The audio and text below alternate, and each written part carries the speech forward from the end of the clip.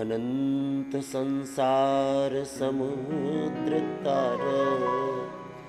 लोकाहिताभ्यां गुरुभक्तिदाभ्यां वैराग्य साम्राज्यदपूजनाभ्यां नमो नमः श्री गुरुपादुकाभ्यां कवित्वाराशिशाकराभ्यां दौर्भाग्यदामाबुधमालिकाभ्यां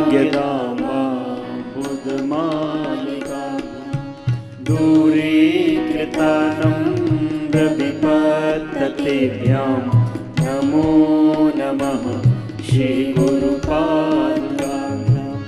नमो नमः श्री गुरुपादुकाभ्यां लताययोः श्री पतितां समीयोः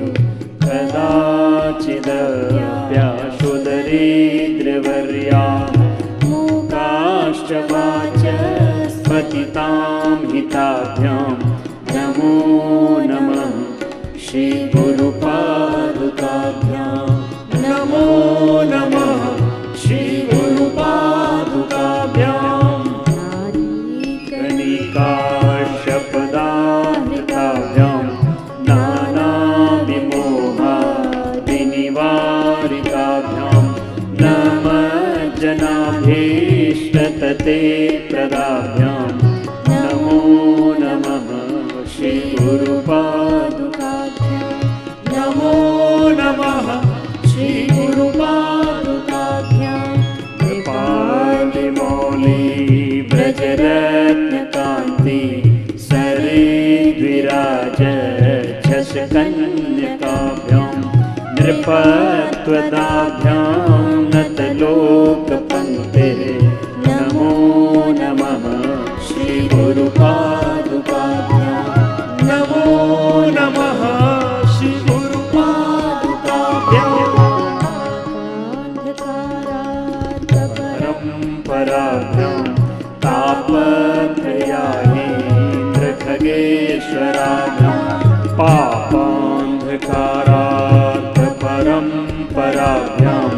तापत्रयाहीन्द्रखगेश्वराभ्यां